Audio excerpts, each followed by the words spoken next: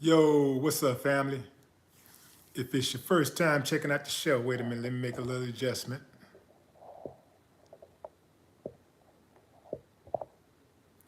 Yeah, okay. If it's your first time checking out the show, fam, let me know what city, what state you're coming in from. If you're outside of the U.S., let me know what country you're representing. Fam, I need you to smash up the likes. Smash up the likes, smash up the likes. Why do I always say smash up the likes? Because it helps with YouTube's algorithm. When you see that little bar to your right and you see that column of videos or wherever it is on your screen, uh, you see the column of suggested videos, it helps with my video positioning. So we get to put it in their face. You see what I'm saying? So you're helping me to put it in their face when you smash up those likes. Also, when you share the video, you did? Also, fam, if you have not done so already, after you subscribe, there's a little bell next to your subscribe button. Go ahead and click that thing right now so you can get your notifications each time I drop a new video like this. That way you'll be in the loop. You dig? It's going down, fam. One more time, one more again. Yeah. So this is something that we always knew, right? We, us, me, you, I'm talking about that skin. We already knew this, right? But America is one of those countries that you ever met a person and you say, that dude's smart. Man, she's smart. But then she or he do a lot of dumb shit. That's America. That's America for you. So I'm gonna read a piece of this article from CBS News, report that Citigroup did. It says that America could be $16 trillion richer if not for the inequities in education, housing, wages, and business investment between Black and white Americans over the last 20 years, new research concludes. The study released this week by Citigroup is the latest in a body of research that attempts to quantify the economic impact of systemic racism. Citigroup arrived at its $16 trillion figure after estimating that Black workers have lost $113 billion in potential wages over the past 2 decades because they couldn't get a college degree. The housing market lost $218 billion in sales because Black applicants couldn't get home loans. Couldn't get, more like was refused home loans, you did? About $13 trillion in business revenue never flowed into the economy because Black entrepreneurs couldn't access bank loans. What's more, the U.S. could have $5 trillion in gross domestic product over the next 5 years if those gaps and others were closed today, the study indicated. So racial inequality has always outsized costs, right? It's always had an outsized cost. And this is one that to be paid only by underrepresented groups. You dig what I'm saying? This report also said that the Federal Reserve data show that white households' net worth grew 43% to $61,200 between 1995 and 2016, while it remained flat at $35,000 for Black families. Family, all systemic. It's always been like that. Systemic. In order for you to move in a society, there has to be doors that you have to go through, right? Whether it be the permits department, whether it be the administrative department at a university, a high school, a hospital, whether it be HR, whether it be management, at a particular job, There's always levels. There's other doors that you have to go through, and other people are opening those doors for you to walk through. Not giving you something, but opening the door to allow you to go through the process like they allow others to do, right? But when they deny you the opportunity to even go through the process, then it stunts your growth. And there aren't a whole lot of people that are like unstoppable with their determination. Most people in the world, including all white people, are not unstoppable with their determination. They get up and they move around just like everybody else. They're not doing anything spectacular to be successful. Most white people aren't. They're not doing anything spectacular to be successful. They're just getting up and going to work, right? So, but that's easy to do when you are not being judged, when you write your name on an application and you're not being judged by your name, right? When you're not being denied. You can't even get to an interview because they're looking at your application, they throw it in the trash because of your name, right? You get to let's say you slip through the cracks and somehow you get to the interview. Now they're looking at you and they're judging. I don't like his hair. I don't like that. He looks intimidating. He's too large. I don't want to hire him. He's too big. He's intimidating. You know? They got a problem with the way you dress, you know? Yeah, what is that button he has on? What does that signify? Is that some type of African war symbol? So you have all of these different levels of resistance, which makes it a lot harder for you to just get up and use your normal determination to go out and accomplish something. So I think about the case of the billionaire black woman. I think she's in North Carolina somewhere, South Carolina. She wanted to buy a hotel. She had the money. She had the staff, she had the knowledge, she had the personnel.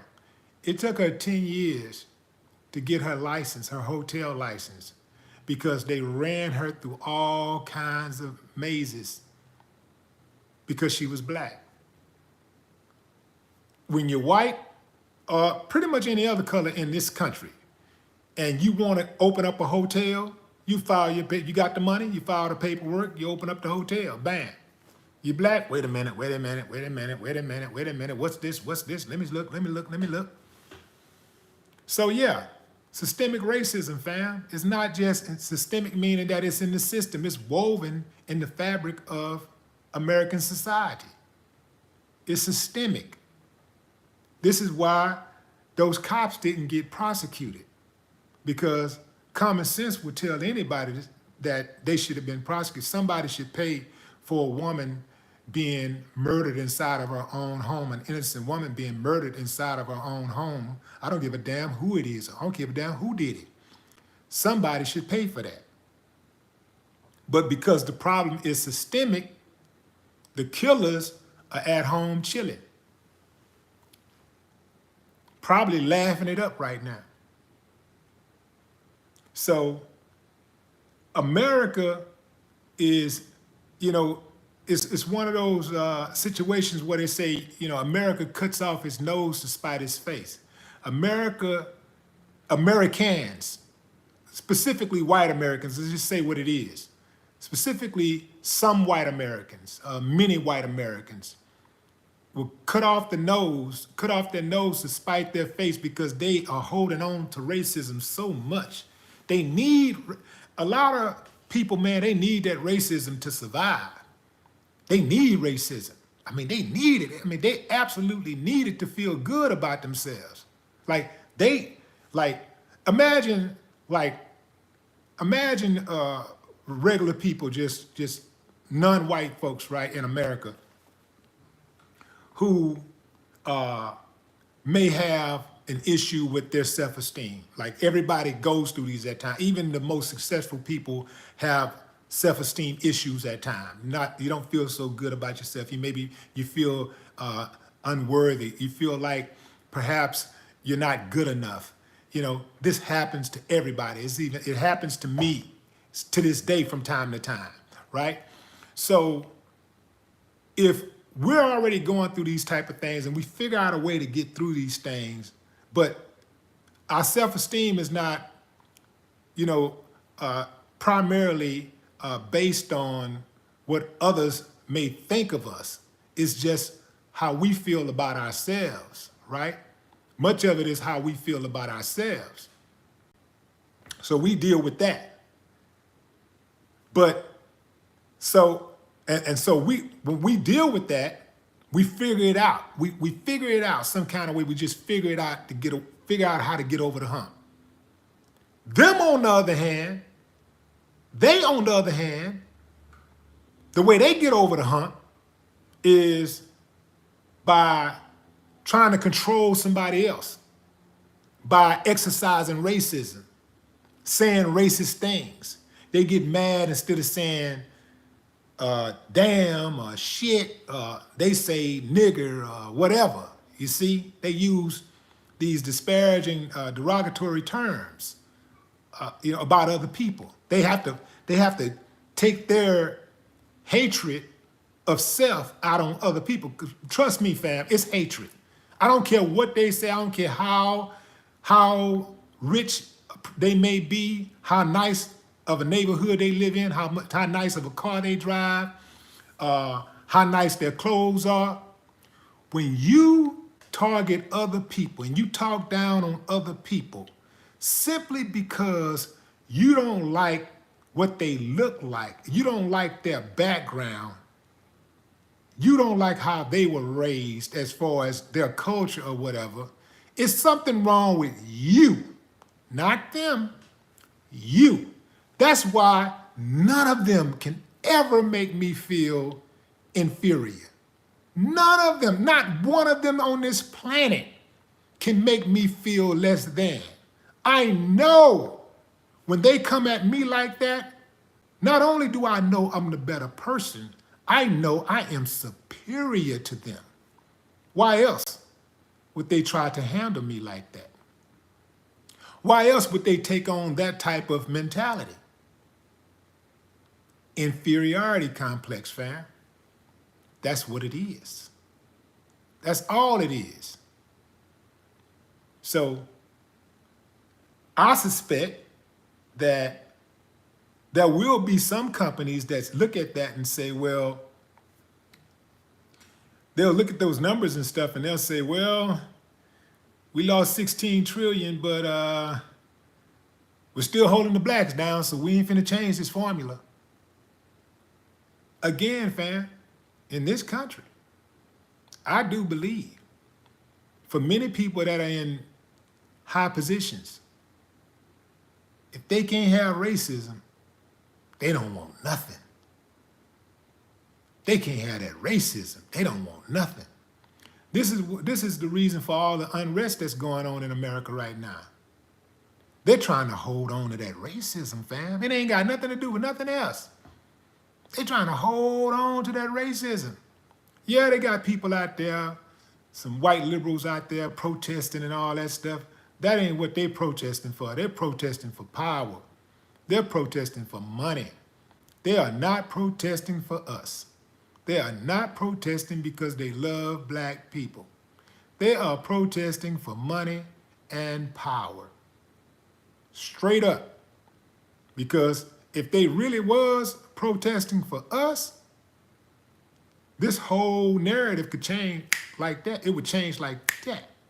You see? It wouldn't just be protesting in the streets, it would be protesting in the suites. They'd be protesting when they go to work. They'd be protesting, and I'm not saying walking around with a sign. I'm talking about making sure that the work environment is conducive to harmony. making sure that there's no racist element in the work environment. They would make sure that there's diversity in the work environment. They would make sure that people feel safe when they come to work. When people that are not white, they make sure people, everybody, not just white folks, but everybody, they would make sure everybody feels safe when they go to work. If they were really protesting for us, they would make sure that when they were in their neighborhood and some Karen popped out and started flapping off at the mouth, that they wouldn't just stand by and just watch and see what was going to happen. If they were at Costco or Sam's or Walmart and one of those Kens popped off, they step right on in as if it don't even matter what color this person is. I'm going to stand for righteousness. I'm not standing for this black guy or this black woman. I'm standing for righteousness. It's just wrong to just target a person and just talk to a person any kind of way, treat a person any kind of way just because of their skin color. It's wrong, period, right? So they would have that type of mentality. But that's not what they're doing. It would change like this if they really were out there protesting for us. So I'm not buying it. I'm not buying it. Now I know that there are. Now don't get me wrong. I know that there are some white folks out there that are doing that. And I salute y'all. Salute. Salute like a mother. Salute. But many of the rest of them are not. They're just not. So I don't personally think this is going anywhere. If America lost $16 trillion over the last 20 years due to racism, imagine how much it's lost over the last 150 years. America would not be in debt to China. America would have a surplus of trillions and trillions and trillions of dollars. Think about it like this, fam. In China, most of the people in China are Chinese. People get what they get in China based on their efforts. And that's it. That's it. Based on their efforts. People are treated with humanity based on their character, period. America got something different going on. And that is because you got that old guard trying to hold on to that Francis Scott Key, trying to hold on. They're trying to hold on to that Confederacy. I don't have no respect for no Confederates, none, not one of them. These are the people that tried to overthrow my government. I don't have no love at all, and I'm in the South. I don't have no love for nobody that represent that flag. None of them, not one of them. They tried to overthrow the government. All of them should have been executed. You should not be allowed to wave a flag that represents overthrowing of the United States, in the United States. Should not be able to do that. That should be against the law. These people killed Americans.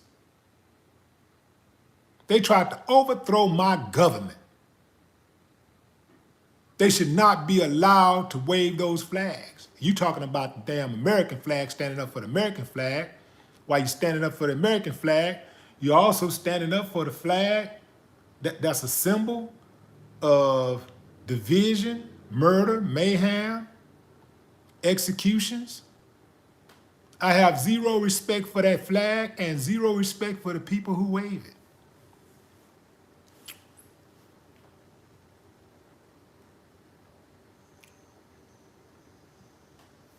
America's gonna lose a whole lot more than money. This racism is America's Achilles heel, and it will be the end of America. Trust me, fam. And anybody run around here talking about, oh, it's going down, this gonna happen, that's gonna happen, let me tell you, whatever you think gonna happen, it ain't gonna happen like you think it's gonna happen. It ain't gonna go down like you think. Going into the comments, fam. We left the plantation in 1865, says Star Review.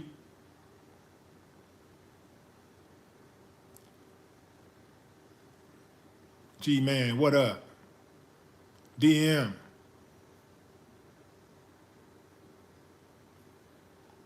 Courtney Love, what up?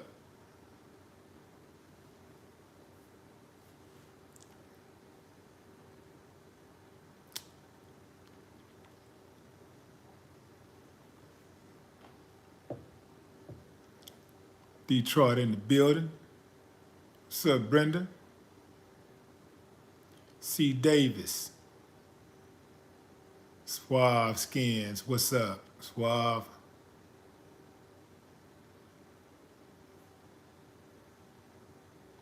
St. Louis, SA, Texas.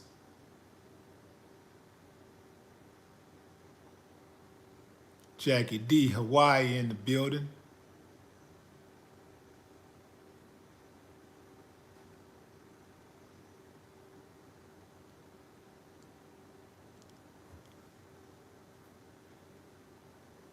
Said Wick 123, CC, Texas, Corpus Christi.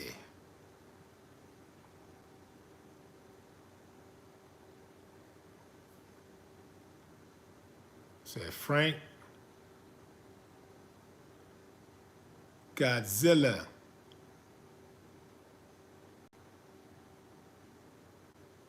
Lauren Nelson. What's up, Lauren?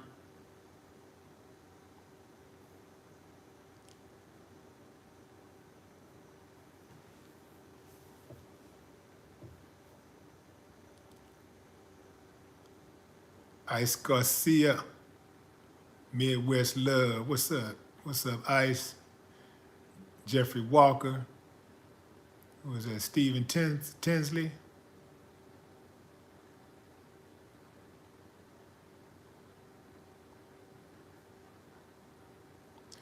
Yeah, say the police stay messing with us. You know why? Because they ain't got nothing else to do. Again, it go right back to low self-esteem. Bullies, it's all about bullying, fam. Bullies, all bullies have that one thing in common. They have low self-esteem. All bullies have low self-esteem. And one thing about bullies, man, if you bully them back, they bow down 1,000% of the time. They can't stand to be bullied. They can't take it. They go find somebody else to try to bully. But one thing about it, they'll never bully you again.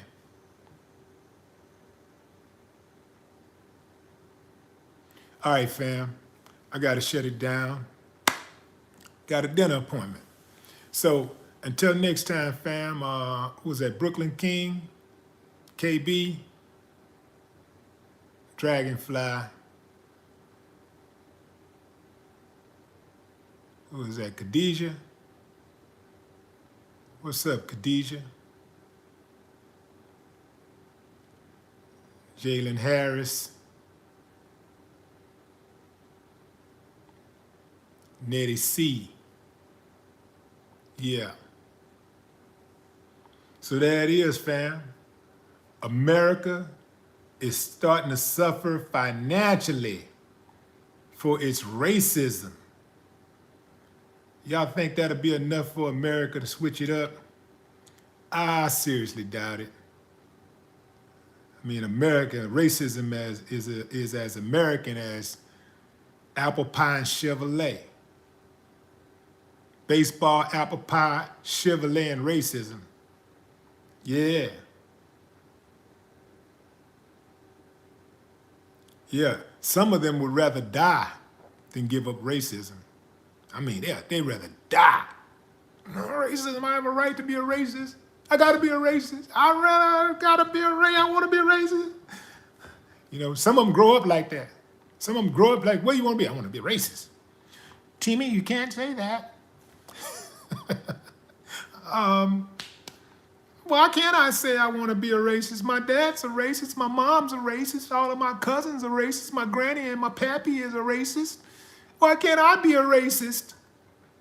Because it's not the polite thing to do, Timmy. It's not polite, Timmy. I don't like you. Next day, the teacher be mad as hell. They had a teacher on leave. Have a whole new teacher in the room, a whole new teacher inside of the room. Boy, they love that racism, boy. Nothing without it. What they say? What was that commercial? Don't leave home without American Express. Racism. Don't leave home without it. Oh man.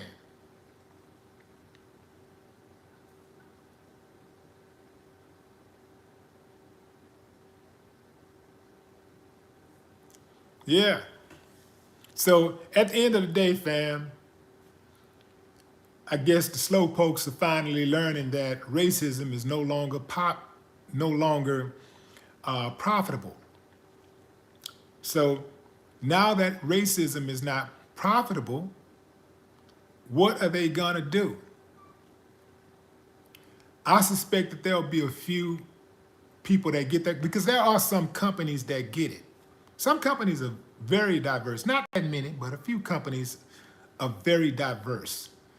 But many of the top companies in America, you can look through the company, you can tell they got that show, like they got the look like they're diverse, but they're not diverse at all. They may hire, one black in a key position or something, but they'll have 10,000 employees and one black in a high position and any other blacks, they probably have like a total of less than 1% black employees.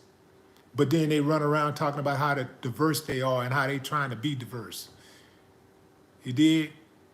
Some of them got 100,000 employees, less than 3% black employees. And don't give me that shit about not being qualified, because that is a lie. Oh yeah, black folks are well qualified for any of these jobs y'all got out there.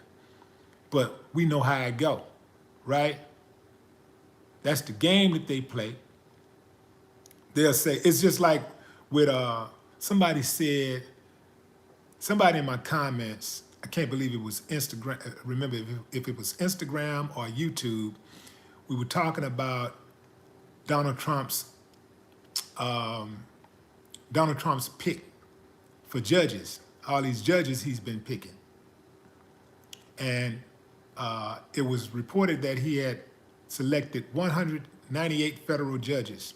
Not one of them is black. Not one. Not one of them is even a person of color.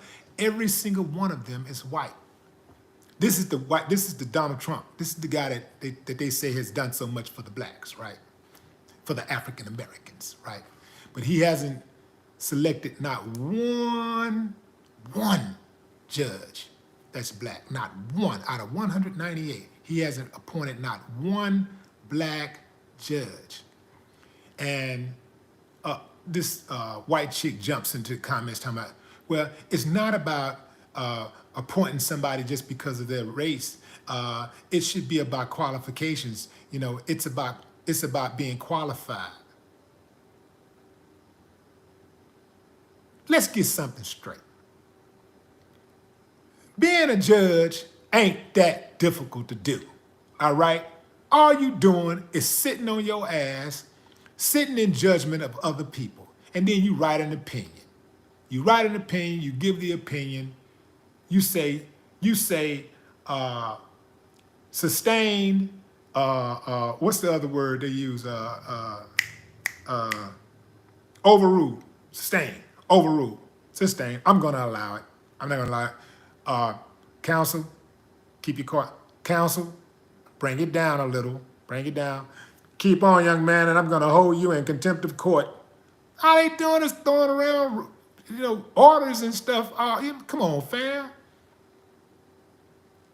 Even if it was difficult to do, let's just say let's just say for those judges who are intelligent, who did fairly pass the bar, and who are good at what they do.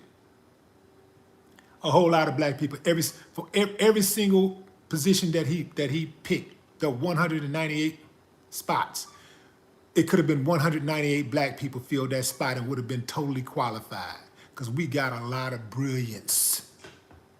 We got a whole lot of brilliance in this group, baby. It's a lot of us. Brilliance. Not just smart, brilliant. You might be able to fool some of the people, but you can't fool me. No more talk.